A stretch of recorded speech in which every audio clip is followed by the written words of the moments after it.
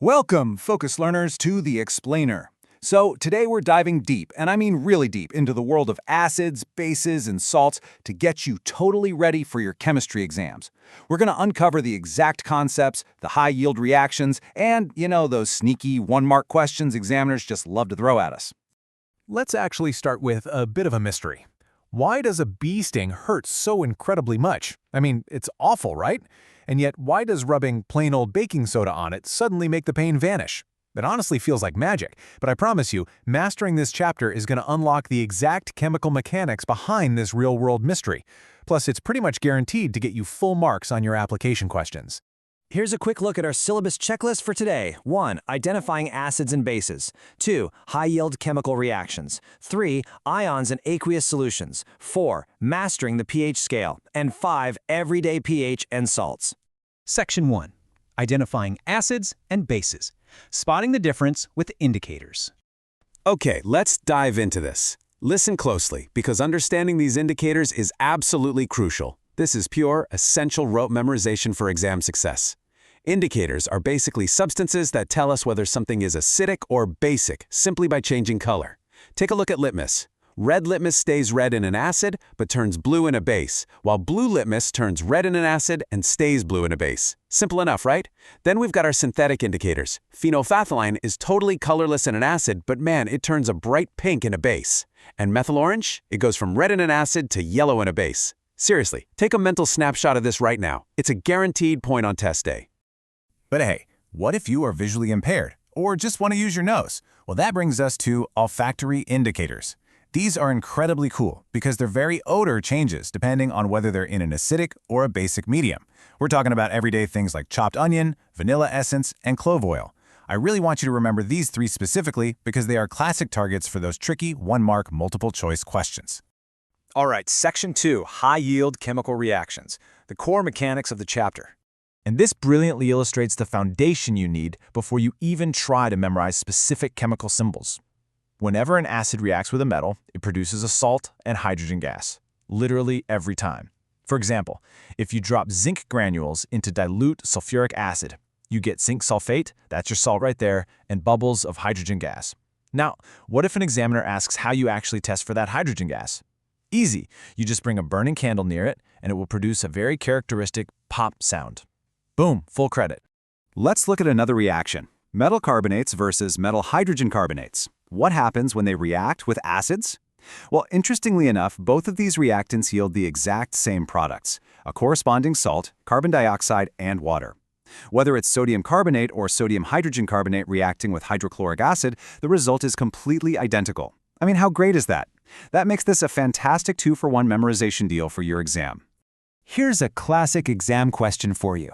How do you mathematically and visually prove that the gas released is actually carbon dioxide? You use the lime water test. Step 1, you pass the gas through lime water, which is just a calcium hydroxide solution. It immediately turns milky because a white precipitate of calcium carbonate forms. But wait, don't stop there. Step 2 is absolutely crucial. If you continue to pass excess gas through it, the milkiness completely disappears. It turns clear again because soluble calcium hydrogen carbonate forms. Graders are going to specifically look for you to mention both of these distinct visual steps. Moving right along to neutralization. So, what happens when our two main characters finally meet? Base plus acid yields salt plus water. They literally nullify each other's effects. It's like they cancel each other out entirely. The hydrogen ions from the acid and the hydroxide ions from the base combine to form plain, harmless water. Section 3. Ions and aqueous solutions. Unpacking the hidden truth. So, the crucial point is, acids produce hydrogen ions, or H+, in a water solution. But here's the catch. Hydrogen ions literally cannot exist alone. They just can't. They instantly combine with water molecules to form the hydronium ion, H3O+. Listen, if you want full marks on a free response question, use the word hydronium. That tells the examiner you actually understand the underlying chemistry. Now, what's really interesting about this slide is a warning label you'll often find on bottles of concentrated acids and bases. Dissolving an acid or base in water is a highly exothermic process, meaning it releases a massive amount of heat. The critical safety rule here is that you must always add the acid slowly to the water while stirring constantly. Let me say that again for emphasis. Never, ever add water directly to a concentrated acid. The sudden heat generation could cause the mixture to violently splash out and cause severe chemical burns. Section 4. Mastering the pH scale, measuring the strength of solutions. The entire quantitative concept of pH is anchored around one magic number, 7. The pH scale generally runs from 0 to 14. A value of exactly 7 means the solution is perfectly neutral. Think of pure distilled water.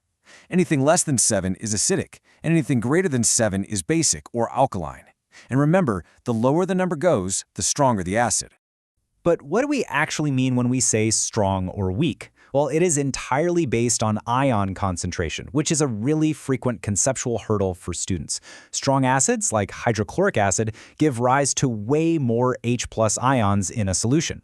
Weak acids, like acetic acid, give rise to fewer H+ ions. It doesn't matter how dangerous they look or smell, it is strictly a numbers game of ion production. Section 5. Everyday pH and salts. Real-world applications. Let's move to the real world and see how this builds into everyday scenarios. Your stomach naturally produces hydrochloric acid to help digestion, right? But overeating causes excess acid, which leads to pain.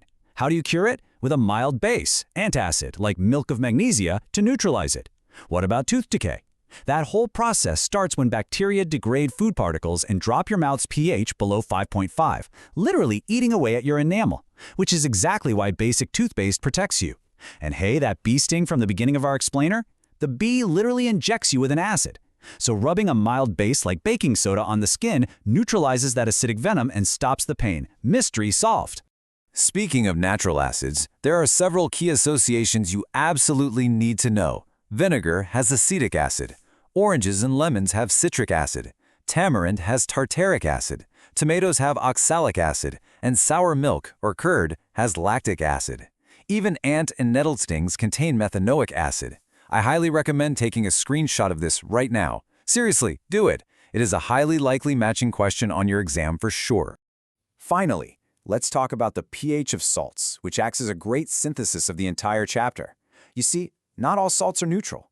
The pH of a salt depends entirely on its parents. A strong acid and a strong base create a perfectly neutral salt with a pH of 7, like sodium chloride. But if a strong acid reacts with a weak base, the acid basically wins, resulting in an acidic salt with a pH below 7. Conversely, a strong base and a weak acid yield a basic salt with a pH above 7. Makes total sense when you lay it out like that, right? Well, we've covered a tremendous amount of ground today, but I want to leave you with a literal textbook question to trigger your active recall. Why should curd and sour substances not be kept in brass and copper vessels? I want you to think about the natural acids those foods contain, and think way back to our very first high-yield chemical reaction between acids and metals. Apply what we've uncovered today, piece it all together, and you'll be well on your way to acing that exam. Keep studying smart,